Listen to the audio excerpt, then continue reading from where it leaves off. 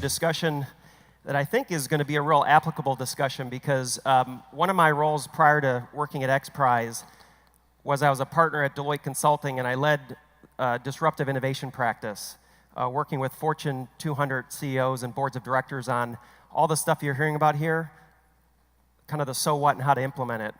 And the thing I'm going to take you through now is the one domain, the one area that was actionable that companies actually could move forward with immediately.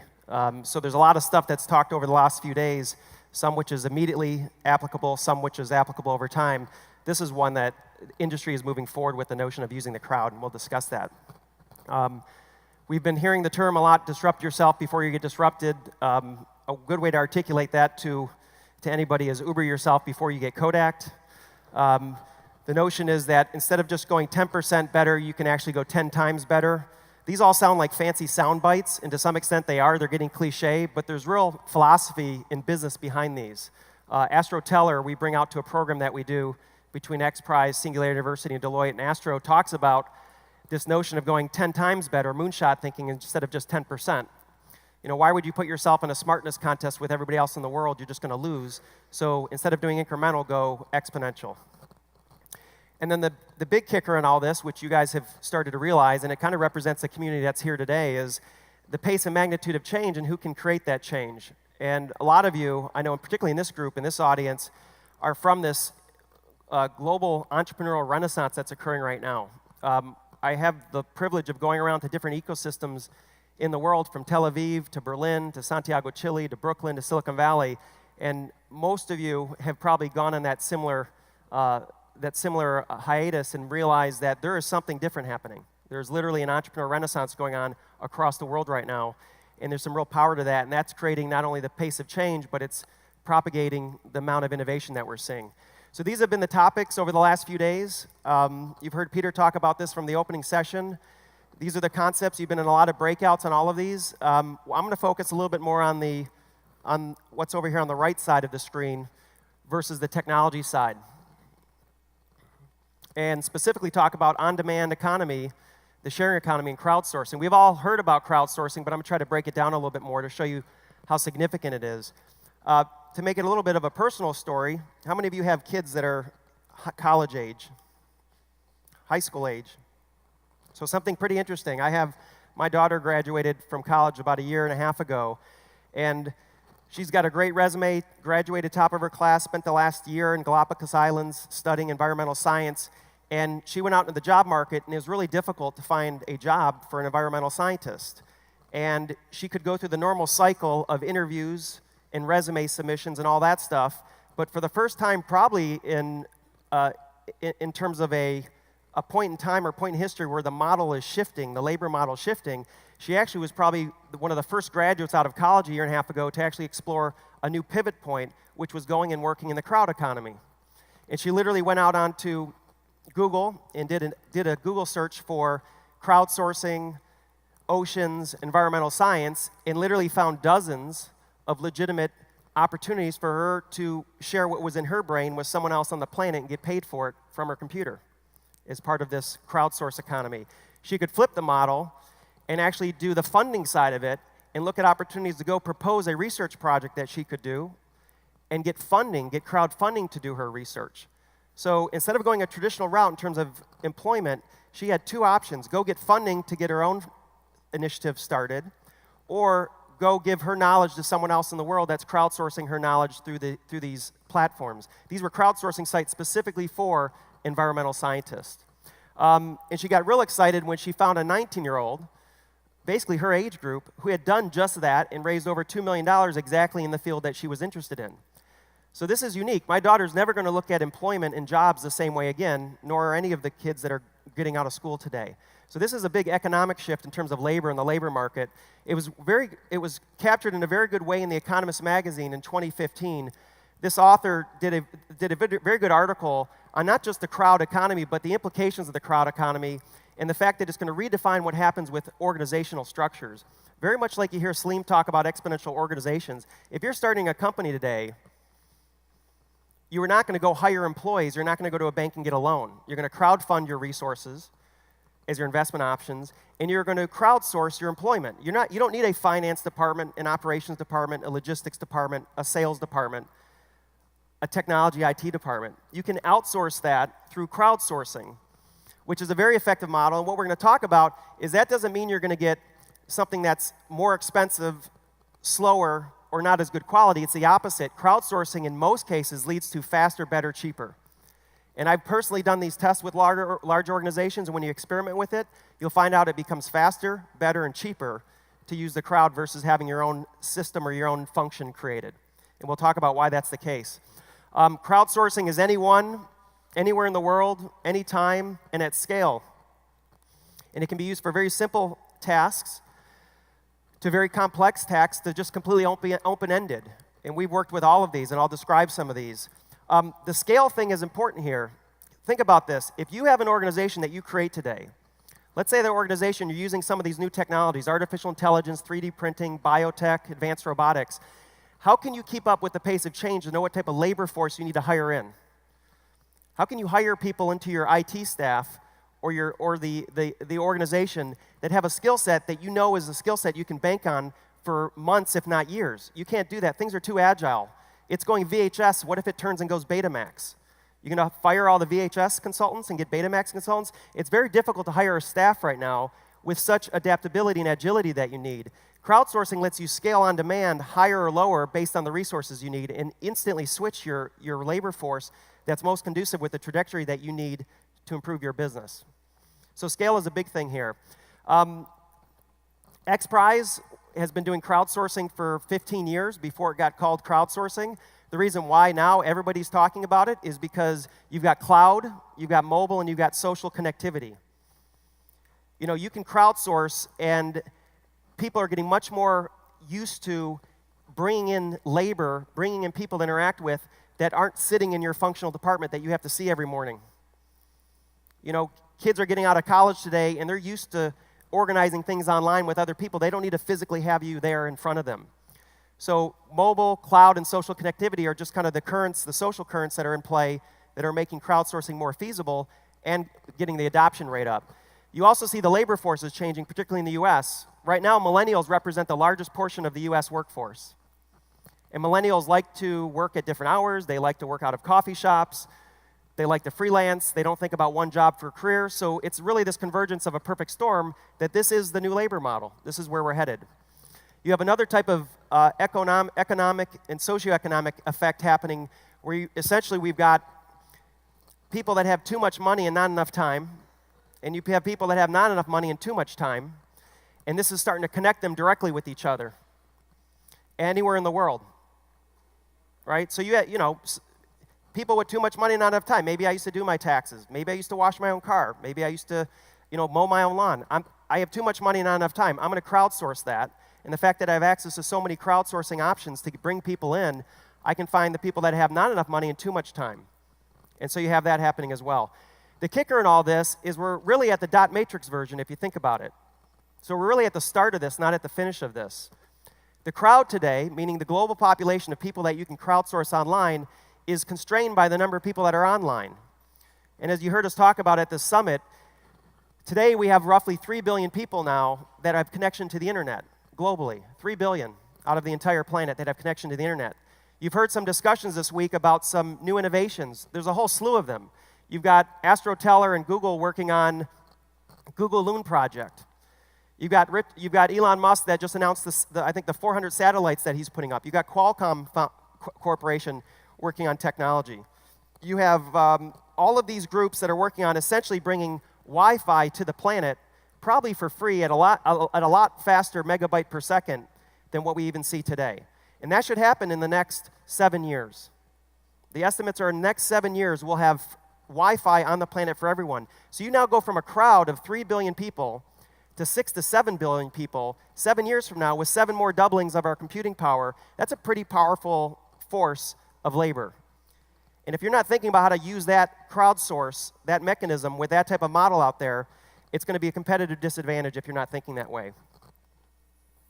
So who are the crowds? It really depends. There's external crowds. Your consumers can be your crowd. You can crowdsource solutions from consumers. Procter & Gamble does that significantly with their product development, been very successful at it. You have communities of interest like data scientists, affinity groups, or it can just be the general population. In XPRIZE's case, we put out an XPRIZE. We don't care what your resume is, what your background, what group you belong to, what your age is. If you can do the XPRIZE, you win. So we're crowdsourcing the whole planet for an XPRIZE. Notice that there's crowds that are also internal. If you've got tens of thousands, hundreds of thousands of employees, you can crowdsource internally. When I was at Deloitte, private firm, but 250,000 people across Deloitte and Touche globally. We could crowdsource all the excess capacity within the firm to actually get quite a bit done as a more effective model than the internal processes using that workforce. So a lot of companies are starting to use crowdsourcing internally. Keep in mind, your internal crowds and external crowds are often the same thing. You might have a lot of people in your organization that work for you on 9 to 5, but on nights and weekends, and probably on coffee breaks, they're actually online participating in a crowd site. So they're your data scientists by day, but they're competing on Kaggle by night. They're in your IT department working on building you an app by day, but on the weekends they're working on Topcoder and literally printing money in that model to supplement their income. From an HR perspective, what do? Do you limit people from doing that? Probably not a good idea. It's just a new reality that you have to face, that people will be doing this. The crowd is a sophisticated crowd too. 48% have bachelor's degree, 26% have master's degree. So these are really skilled labor. Once again, these are the experts in your own companies that are working in the crowd model on nights and weekends. So let's think about, why is the crowd, I mentioned it's faster, better, and cheaper. Why is that? Why would you think that crowdsourcing someone in the world to do work for you is going to be faster, better, and cheaper than having your own full-time dedicated employee in-house? This is why, if you can sew the needle on this, the smartest people in the world don't work for you, right? The smartest people in the world don't work at XPRIZE, they don't work at Deloitte, they don't work at Google. The smartest people in the world are somewhere out there in the 6 to 7 billion people on the planet. Everyone has to agree with that. So if you assume that the smartest people, the most creative people, the strongest, the most efficient are somewhere outside of your four walls, and you do not have a monopoly on the best brains in the world, which nobody does, and you assume that somewhere out there in the 7 billion people on the planet, then if you can figure out how to tap that brilliance to do work for you, you're going to win. Competitively, you're going to win. It's going to be a more effective model. The trick is, how do you then incentivize that crowd to do work for you? And that's where you have to start to dissect what exactly happens in these crowdsource models. What's the motivating factor for why someone in the world would do work for you to help you with your business solution or your social impact goals? The incentives are these. We've broken these down, and there's quite a few. Obviously, you can pay people. XPRIZE does that well. We put a $30 million Google Lunar XPRIZE out. That gets people's attention. But not everyone thinks or is competing just because they think they're going to win the $30 million. As a matter of fact, that has very little to do with why someone will participate in a model with you.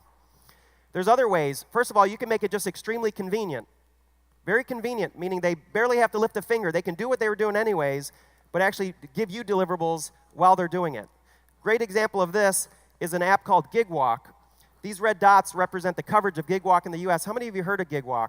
It's been around for a while now. It's just a good example of convenience. The way GigWalk works is, if I'm walking around San Francisco, this is a map of New York City, it literally, I turn on the app and it puts pin drops around me, showing me dollar signs, $4, $5, $6, and it's showing me physically where I am, how just across the street, or the particular location I'm at that moment, how I can just take a picture for them and be paid $4 or $5 immediately in my PayPal account just for taking a photo of a display in a store, or a line in a drive-through, or the line at the bank. And that's how this is being used. You see, these are real examples, screenshot. This is paying someone $15 to walk into a Home Depot and count the inventory in the Red Bull cooler. So you're walking into the store, it pings you and says, hey, we noticed that you're at a GigWalk location. You can complete a job here. If you take 3 minutes and count the inventory or take a picture, you'll get $15 in your PayPal account immediately. My daughter was using this during school, making about $100 a week. Got her off the allowance. It was great. So you see what that means? See, it's just convenient, right? You can also gamify it. Gamification can be very powerful. People like to play games.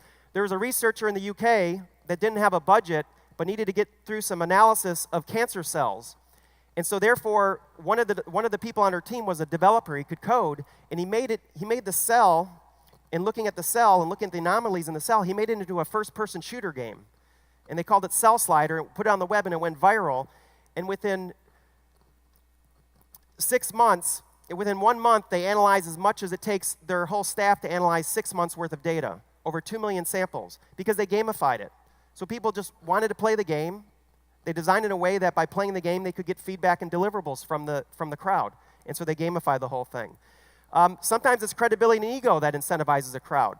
If you've got a big brand or a big name, you can use that to actually give an award to whoever wins a competition, and then you put their name and mugshot up on a leaderboard. That's what Kaggle did.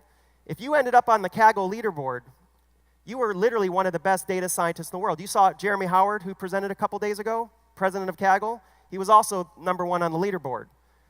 So in that community, people were competing not for the money, because the money was only like 20 grand, 30 grand to do a Kaggle competition. They were doing it because they got their mugshot on here. There's a point where if you walked into my professional service firm and you didn't show me a resume, you just showed me a link to your number 10 on the Kaggle website, you got a job. You're one of the best data scientists in the world. So that's a motivating factor.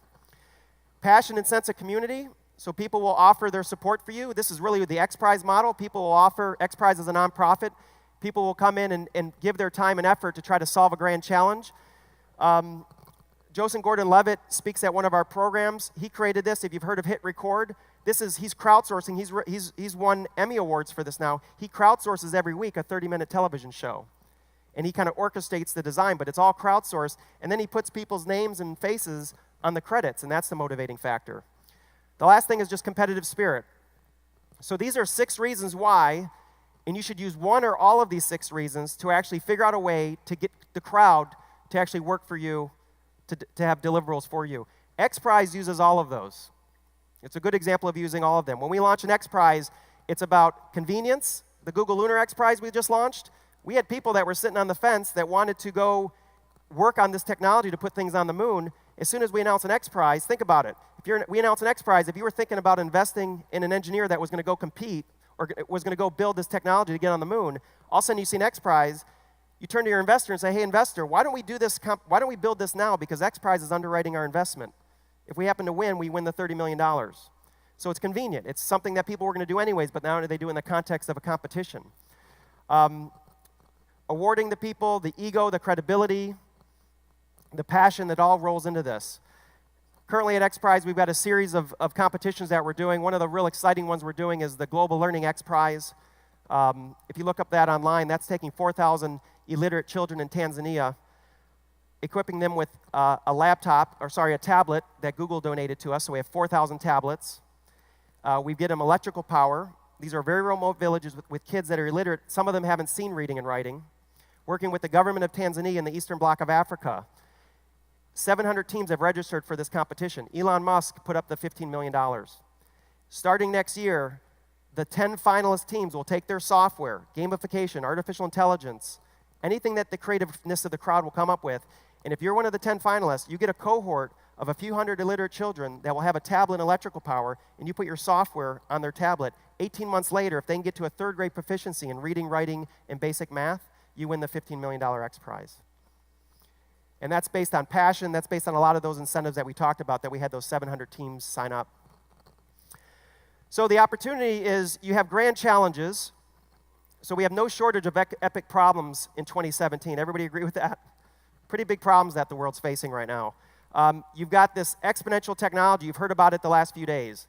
Democratization of technology that's putting problem solving into people's pockets like we've never seen before. And this entrepreneur renaissance of 7 billion people across the world that are all going to be connected. This is where we're headed. Think about that for a second. If you just pause and think the magnitude of this, I'm not up here hyping this up. This is empirical data. This is 7 billion people connected to the internet, all with supercomputing in their pockets, and the type of technologies you've heard about at the summit. Blockchain, CRISPR, biotech, 3D printing. What happens in the next decade when we have a whole planet connected online with that type of computing power and those types of capabilities literally in every entrepreneur's pocket? What you have is you democratize problem solving, and you lead to a world of problem solvers. X Prize's model is such that we're very much focused if government is showing incapable of solving a big problem. Industry doesn't have a profit motive to solve that problem in the timeline the world needs it. That's a void. That problem has to be solved in the traditional mechanisms of problem solving. Industry and government is not going to do it. That's where XPRIZE plays. We only identify that void where we actually say, okay, XPRIZE isn't going to solve it, but we'll be the instrument of choice that we send out to the global crowd because we know there's some needle in the haystack that we can incentivize to come to us to solve grand problems. And I'm convinced that some of the world's biggest problems are only going to get solved by the types of entrepreneurs that are in this world. So all of you, I'm inviting you, do your day jobs and compete on XPRIZes on nights and weekends for us. So I want to break down in the final 10 minutes a little bit about how organizations have actually capitalized on this model of crowdsourcing when you put it into what I call this trifecta. You've got crowdsourcing, sharing economy, and excess capacity. So this is how powerful crowdsourcing can be if you put it into a strategic context. Think about where we have excess capacity in the world today. Things that aren't used and consumed 24/7. Physical things as well as cognitive excess capacity. If you can take the excess capacity and put it into a sharing economy model, and then use crowdsourcing as a software that brings supply and demand together as a mechanism to connect supply and demand, you have this real significant opportunity. Think about the spare couch that you have in one of your rooms that nobody uses anymore. Or to take it a step further, the bedroom in one of your rooms that you don't use anymore. I got two kids out of the house now, one in college, one out of college. I've got bedrooms that I don't use anymore, right? Out of 365 days a year, maybe 10 days, I've got guests staying in those rooms. That's excess capacity. Room that's not being used. Your automobile you use very infrequently. You don't drive your automobile 24/7. These are all popular examples. You all know the rest of the story, how this turned out. You've got Airbnb and Uber. They took excess capacity, figured out how to get it into the sharing economy when people didn't think people would share spare bedrooms in a house, put it in the sharing economy, and then built great technology and software to easily connect supply and demand together. Anyone want to admit they use couchsurfing.com, the poor man's version of Airbnb? A couple brave souls. My son used couchsurfing.com. He went to a concert to Coachella in Los Angeles, and he said he's sleeping on someone's couch. I was like, Jacob, you can't sleep on some stranger's couch. He's like, Dad, I went on the LinkedIn. The guy's like 2 degrees removed from you on LinkedIn. I was like, okay, fine. I guess you know him then. Okay, so think about how this model gets to be so powerful, right? You've all heard the stats on Airbnb, but you got to really process this for a second. The leading hotel chain in the world has been in business for over 93 years in the year 2012. The second leading hotel chain in the world, 65 years. I think we're actually in one of those hotels right now. We're talking about a whole century to build an infrastructure of 600,000 plus rooms across the world in nearly 100 countries. Airbnb, by their 4th year in existence, had surpassed the 2 largest hotel chains. And how many hotels do they actually own? 0, right? So you heard Sleem talk about this. What's their marginal cost of supply? 0. Do you see Airbnb even advertise that much? So what's their marginal cost of demand? Pretty much 0. That's a hard model to compete with. That spells real disruption. That's an excess capacity model. And now they have 800,000 plus worldwide.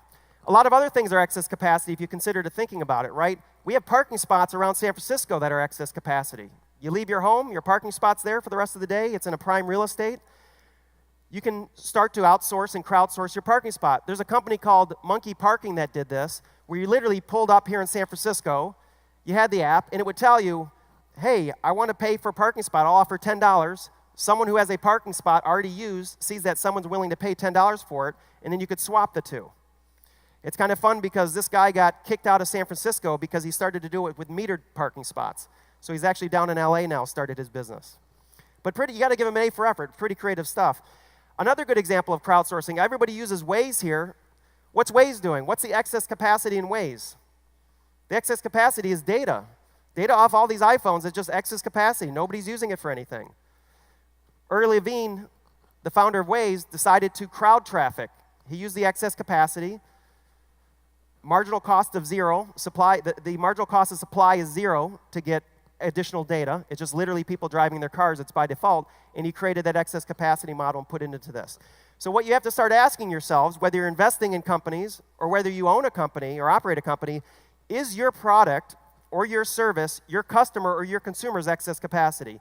Let me say that again. Is your product or service your customer or your consumer's excess capacity? If so, you can assume that you are going to get Ubered. Someone is going to do it to you. I have a lot of clothes. This is not my closet, but I have a lot of clothes in my closet that is excess capacity. There's my closet. A lot of stuff I don't wear. You don't think someone's going to come out with a very user-friendly way to scan your body, understand the dimensions of you, easily figure out what's the inventory using artificial intelligence, take a picture of your closet, document all the inventory in your closet. All this new technology is going to be used to a way to make it uber simple to figure out, hey, I need something to wear tonight. I see all these pin drops. I'm looking for shoes, shirt, dress, what have you. I see someone in my neighborhood who's got a lot of likes from other neighbor, has stuff that is in my size, and I'm going to Uber it over in the next 10 minutes. As budgets get tight and people's salaries go down and the middle class goes away, this is how people are going to do things. So if you're in the business of selling clothes or making clothes or shoes or jewelry or what have you, you should assume that this model is going to continue to move forward and it's going to put you out of business. ShareMyCloset.com. Other examples of that. The Internet of Things is going to have a play here too. The Internet of Things is going to allow us to put tracers on devices so that when I share it with you, you don't run off with it, right? So think about excess capacity where I can now put a device on it, like things that are in your garage, like your lawnmower. How many of you have a lawnmower? People in San Francisco don't even have lawns, but how many of you have a lawnmower in your garage? You use your lawnmower, like, is there any reason why your whole neighborhood? I lived in the Midwest in Michigan. Everybody had a lawnmower. Why was everyone have a lawnmower? It's ridiculous. If you're in the business of making lawnmowers or selling lawnmowers, or any of the things that you find in your garage that you bought that you can't even remember why you bought them, you should assume that you should get out of that business because someone is going to make this part of the sharing economy. It's all excess capacity. A lot of physical things. Even pills like Viagra, if you really want to get creative. So, excess capacity, you really got to be considering that, and also the fact that the sharing economy and the crowdsourcing ties it together. There's industrial side of excess capacity. Think about Caterpillar equipment that you see on the side of the road not being used.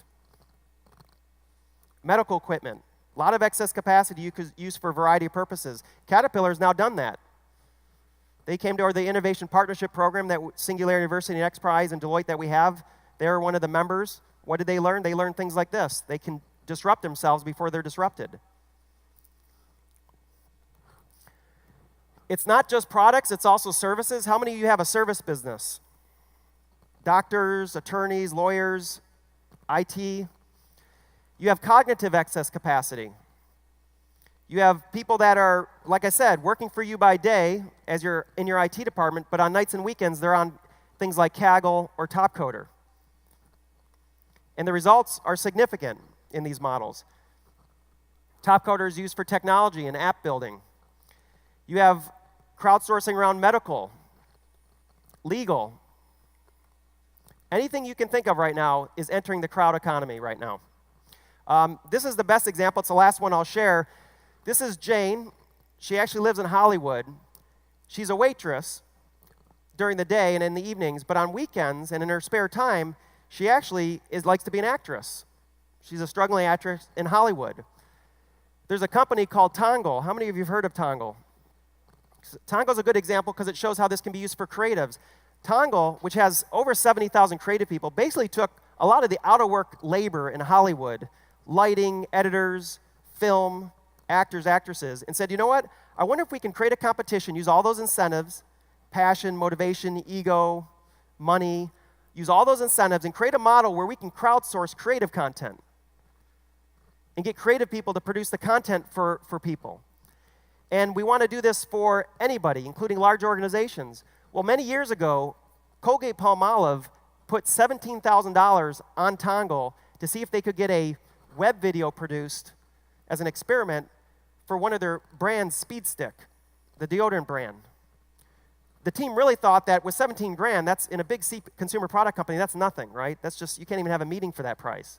They put the $17,000 out there on Tongle. Within a few weeks, they saw all the competing content come in, and they picked the winner, and they paid them 17 grand. That commercial that was supposed to be the web video, almost without being edited, almost in the form that it was created, became their 2012 Super Bowl ad. Is that any surprise to you? Do you think that your ad agency has a monopoly on the most creative people in the world? No. So Tongle's now doing that for McDonald's, for BMW. You can use it to create a training video. But the notion of using the crowd to create content is just like all of these other notions. The smartest people in the world don't work for you. They're somewhere out in the crowd, so figure out how to leverage them. And I have actually ended on time, so you can't rib me for this one. Thank you, everybody. I appreciate it. Marcus Shingles, thank you so much.